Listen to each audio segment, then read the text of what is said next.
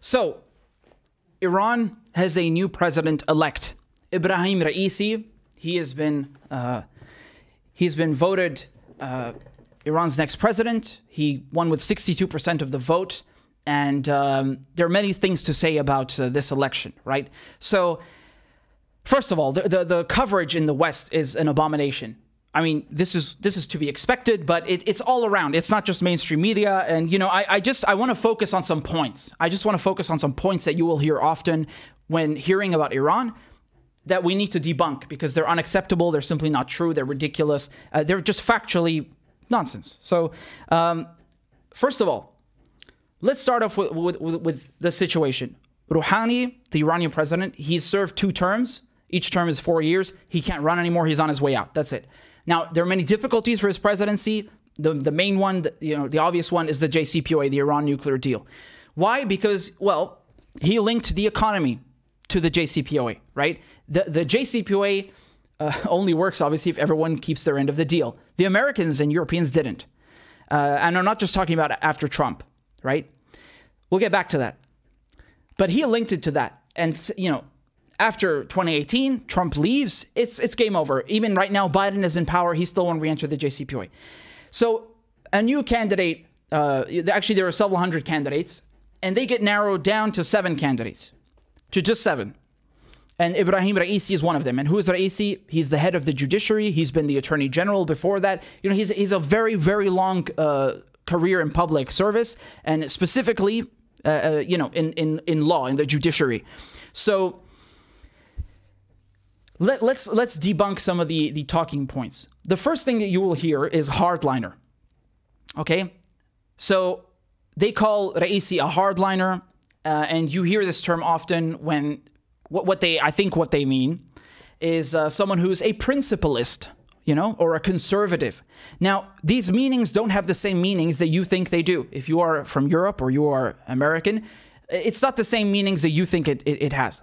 So when they say hardliner, what are they talking about? I'm going to let Professor Marendi explain, right? Professor Marendi is a great friend of the show. He's a really, really cool guy. He's a really good friend. And I got a full interview coming up with him.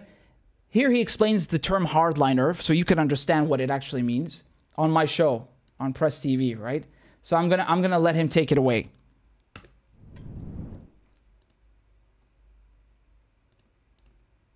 So, Professor, you know, I wanted to start talking about the elections, the presidential elections in Iran. You know, one term that we hear a lot is this hardliner in the media. Apparently, they don't like using the word principalist or conservative. They prefer to go with hardliner. What I wanted to ask you, you know, what do they mean by that exactly? Is that just in regards to the United States, isn't it? They don't consider Iranians to be hardliners towards Argentina or Nicaragua or Venezuela or South Africa or India or Pakistan or China.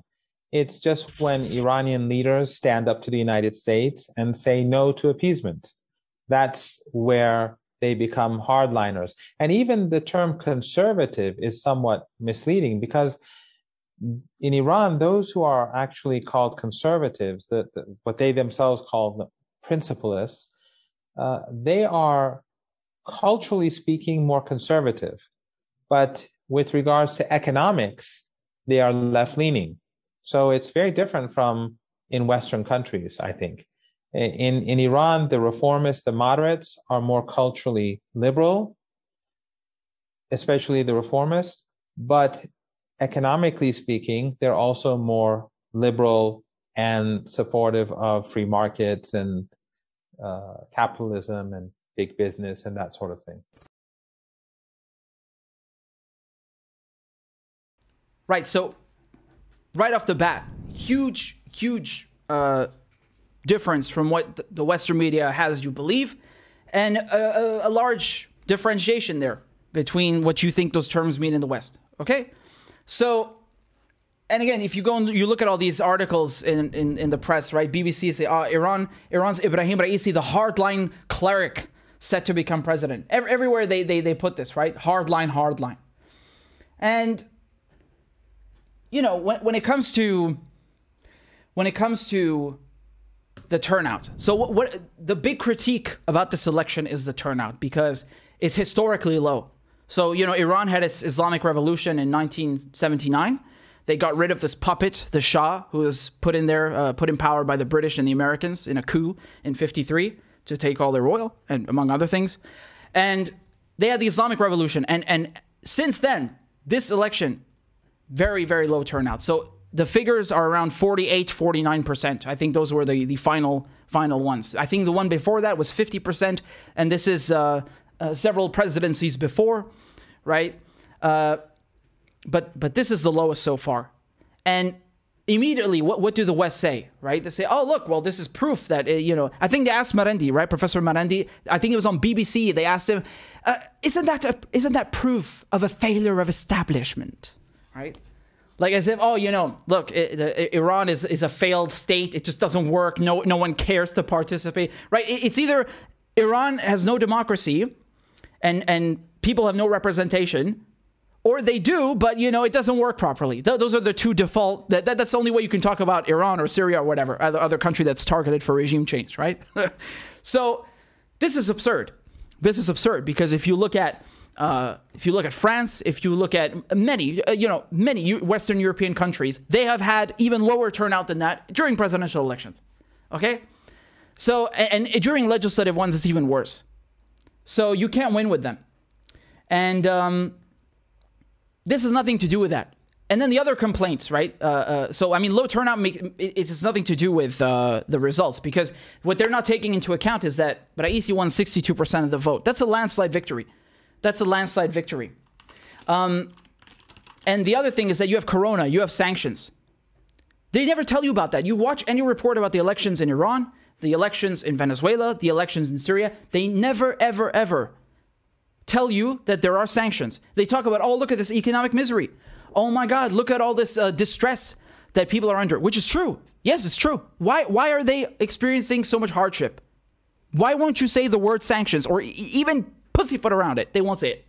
They won't say it. It's astonishing how you can talk about a phenomenon so widespread, right, that is affecting everyone in society, and you do not mention the key cause, the main cause, sanctions.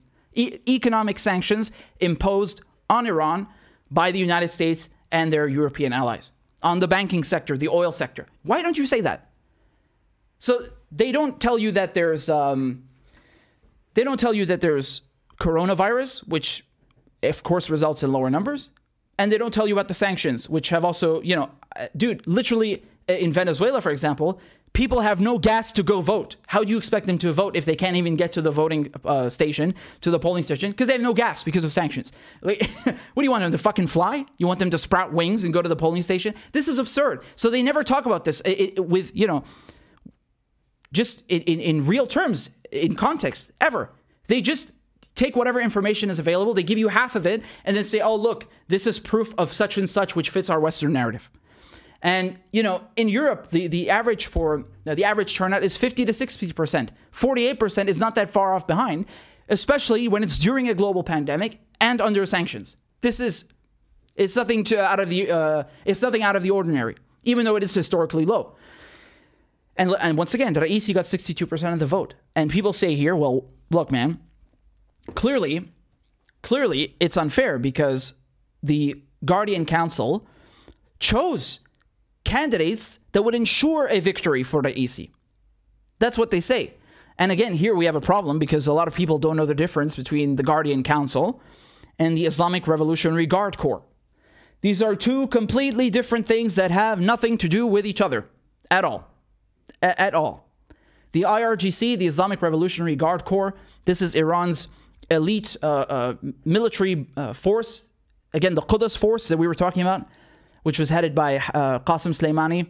That is a branch. It's one of the branches of the IRGC. They have nothing to do with the elections. They don't select the candidates. They have nothing. You have to understand something. They have no affiliation or preference or anything with the elections or the candidates. That's number one. Now, when it comes to number two, the Guardian Council, which is the body of legislators, of jurists, right? So you have it's a 12 person body. And they are tasked with, making sure that laws passed by the Majlis, by the Iranian parliament, comply with the constitution of the Islamic Republic, right? That it complies with, with Islamic law. It has to be their responsibility to vet the candidates and say whether they are suitable to run or not. That's what it is, right? So they perform these tasks. That's the Guardian Council, not the Islamic Revolutionary Guard Corps. How can you mix these up and then cover Iran? Like, this is like mixing up the Marine Corps and the U.S. Senate. What the fuck are you doing? How can you mix up the Marine Corps and the U.S. Senate? Again, it's not a perfect analogy. The IRGC is not akin to the Marine Corps. It's just an example, right? But it illustrates how ridiculous such a mix-up is. Regardless, they're saying that, the Guardian Council, well, they selected the candidates and they made sure that they guarantee that Raisi win. And here comes the funny part. Because we have a paradox. As usual, when you look at Western propaganda, whether it's repeated by leftists, yes, American leftists, who have, I'm going to put it diplomatically, they have a long way to go. Let's say that. Or whether it's put by the mainstream media. What do they say? They say that, look, the elections are rigged. The elections are rigged because the Guardian Council, they ultimately decide who gets to run for president. And they always choose someone who's okay with the establishment. And then at the same time, what do they tell you? They say, oh my God, look, here comes a hardline president. And this is not good because he's a hardliner, whatever that means, right? he basically, it's colonial language. It means someone who doesn't cozy up to the West, who isn't, So how does that work? How are the elections rigged, but you're worried about having a hardline president? If the elections are rigged, every president should be the same, according to you, because they're all the same and they're all in favor of the establishment. No, of course, this doesn't matter, right? This doesn't matter because, again, Western propaganda, this colonial language, is based off of the premise that we, the white people, we in the West, we have elections, we have democracy, we have working institutions, we have representation, but everyone else doesn't. They're backwards because they're not like us. This is the Western mentality.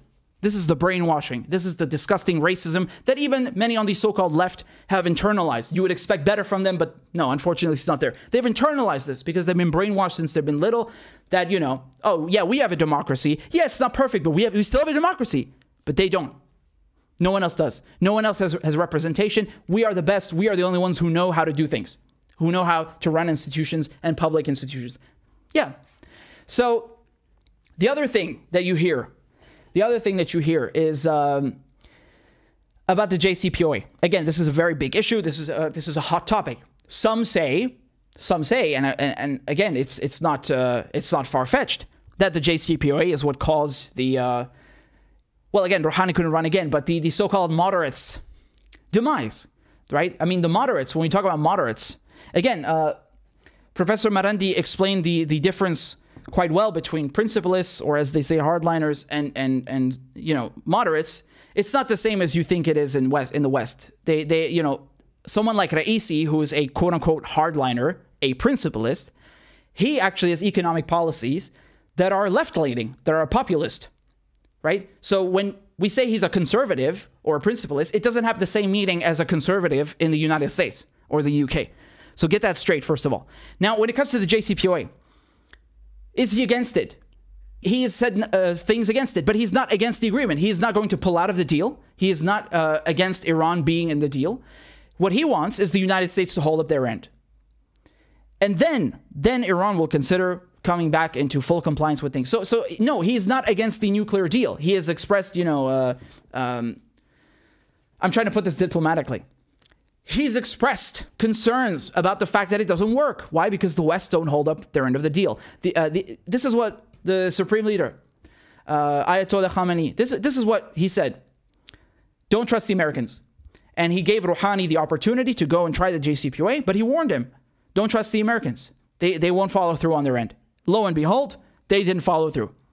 They didn't follow through. And someone like Raisi is an anti-imperialist, right? A staunch anti-imperialist. He understands that you can't make a deal with the devil, right? You can't trust a wolf. And he's not interested in hinging everything, his entire presidency, running the government, running Iran, on whether the asshole sitting in the White House is in the mood to adhere to an international agreement, to a treaty that they signed. Well, it's not a treaty. It's just it's a bilateral, multilateral agreement, right? So he's not going to go down the same path as Rouhani. He's not going to hinge the entire economy and the presidency on the JCPOA and just wait for Joe Biden to come back into it. No, he's going to be more, you know, I asked this in a very simplistic manner to Professor Marendi. You'll see in the full interview when it's uploaded. I asked him, so is he leaning more towards the East, can we say, right? Towards China, towards Russia, etc. Yes, in many ways. But then again, you know, Iran is in general. But the point here, my point here is that you'll have some people say like, oh my God, you know, he's totally against diplomacy. He can't be reasoned with. Oh my God. No, this is nonsense. This is complete nonsense. If the United States enters the JCPOA, re-enters the JCPOA, and holds up their end of the deal, so will Iran, right? And again, even when you hear about Iran breaching the agreement, that's not true. Article 36, 37 of the JCPOA, they have the right, if the U.S. reimposes sanctions and doesn't follow the deal, Iran has the right to consider that as non-compliance and do what they've been doing. So it's a very complicated issue, but no, he's not against the JCPOA in the way that the Western media wants you to think. No. Now, the thing is that another thing that you hear is that, well, you know, this is all Trump's fault. And again, this is a funny way of saying things because it's like saying, you know, Iranians don't vote their conscience and they don't actually vote the way they want to. They just, the way they vote depends on what's happening in America. What? No. Yeah, I mean, yes, Trump is a lunatic. Trump is no different, though, from every other president, from any other U.S. president. He just has no filter, but he's the same as every other U.S. president. Okay? So Trump was not an anomaly. Iran has been targeted for a long time by the West. We were just talking about 1953, the Prime Minister Mossadegh, he wants to nationalize the oil. What do the British and the Americans do? They coup him, right? The CIA has admitted to it. The British still haven't, right? They couped him. And who did they put in power? The Shah. Why? Because he likes the West. He normalizes ties with Israel, you know? He lets the British have their oil, etc. So this goes back a long way, this meddling, literally coupping the leadership in Iran and trying to control this country, okay? So people in Iran are very aware of their history. They understand what the West is. They understand what the nature of the West is vis-a-vis to their interests and their independence, their freedom, their economy. They know what's going to happen. And in 1979, they have the revolution. They get rid of this puppet. They get rid of this Western puppet, right? So to say that it's just Trump who has, you know, soured relations with Iran, this is not true. This is a long time from Britain, from the U.S. Do you understand? Every U.S. president in modern history has soured relations with Iran. It's not just Trump. So don't think that people just voted for AC because of Trump. No, there are other factors involved. It's not. This is too simplistic. But again, you know, I asked Professor Marendi about the things that the Rouhani administration could have done differently, and we talked about this. It's a very good conversation.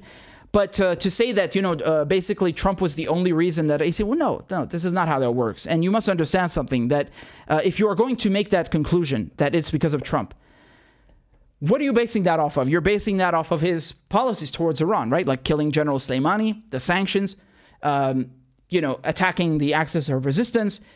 Okay, well, how is Biden any different? Biden just bombed Syria and Iraq again in the name of targeting Iranian militias.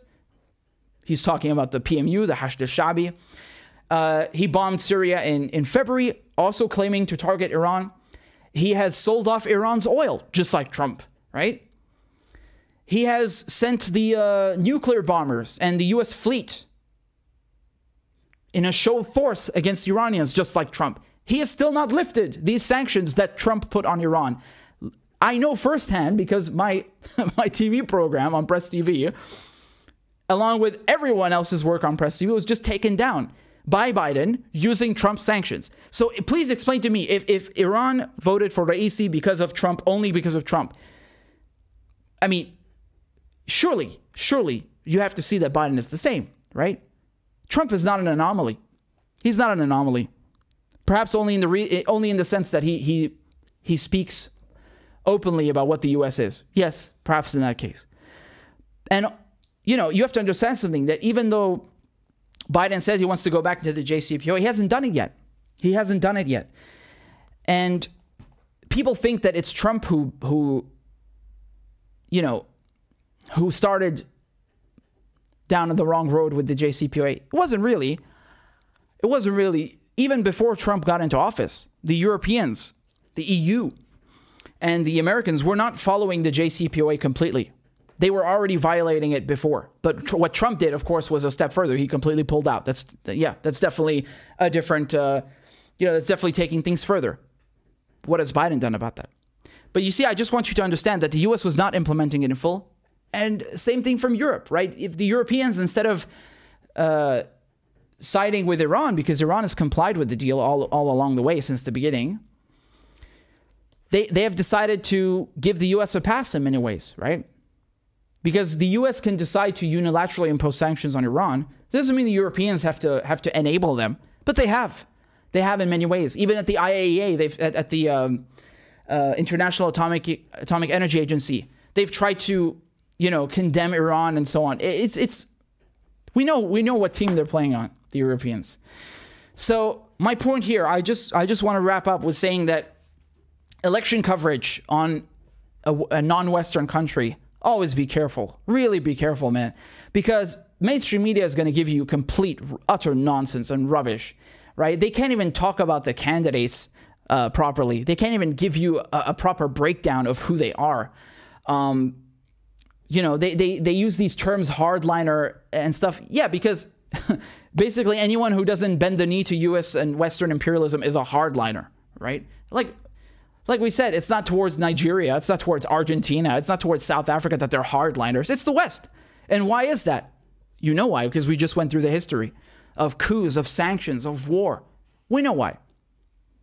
Never mind, and we haven't even touched on Israel, right? Which is also a big issue. But don't trust the Western coverage, because when they talk about economic suffering in Syria, in Iran, in Venezuela, they don't even tell you the root cause of this suffering. They try to make it seem as if the current government is the responsible for that. Like, they don't even make good critiques. Like, if you actually wanted to have valid critiques, you could really find them. But they don't. Instead, they make up shit about nuclear weapons. They make up shit about chemical weapons. They make stuff up about, economic problems that are actually caused by the West. These are not real. These are things to manufacture consent. These are like red lines, to make you shut up when they start bombing whatever country it is, right? So you acquiesce. So you're like, oh, well, they use chemical weapons. And again, there are still people who talk about Iran as if Iran has a nuclear weapons program. For the love of God, a nuclear program is not a nuclear weapons program. Those are two completely different motherfucking things. For the love of God, how are you covering politics and you don't know this? How on earth are you covering Iran and you don't know this? Yes, you need a nuclear program to get a nuclear weapons program. But Iran doesn't have one. You know why? Because Iran has the strictest verification program in the world. If you want to be sure which country does not have a nuke, it's Iran. Their IAEA inspectors can go to any facility they want. They have the 24/7 cameras. They have the special seals. And that was until February. Remember the Majlis, the Iranian parliament, they passed a law. They said if there's no sanctions relief by February, the additional protocol is over. And then the Director General of the IAEA, Grossi, he flew immediately to Tehran. He struck up a new deal, an extension for 1 month. For 3 months, which finished in May. And then when May came, another extension for 1 month. So, I mean, not only have the Iranians been complying with the deal, they've tried everything to save that thing. Everything. I mean, that's diplomacy. What have Trump and Biden done? It's disgusting. So anyway, Iran does not have a nuclear weapons program. This is ridiculous. This is nonsense. So stop with this. Don't seriously, stop. I can't believe people are still saying this. This is ridiculous. And if you don't believe the IAEA, right, just use your common sense. You know they don't have one because there ain't no bombs that have been dropped yet, right? So anyway, just to wrap up, please, be wary of the coverage. And I think over here on Twitter, so I was very humbled by this, right? I was very humbled by this. I had a little comment here from Sure about my episode. Says, quit all the misinfo out there and hear it from a reliable source. A must-watch on Iran election 2021. So that is extremely humbling. You know, when Iranians are telling you that your coverage is good, you know your coverage is good. So that's very humbling. Thank you very much. I'm really grateful to hear that. So that's my episode on Press TV. You can go watch the full thing. Again, Uncle Sam took down the original website, so now it's presstv.ir, right? The communique with Richard Medhurst. And the full interview with Merendi will be up soon, and we'll really go in depth into the election and to what's happening in Iran. Really, you won't get this anywhere else. I'm very proud and humbled and grateful to say that. And Merendi is really the best. So stay tuned for that.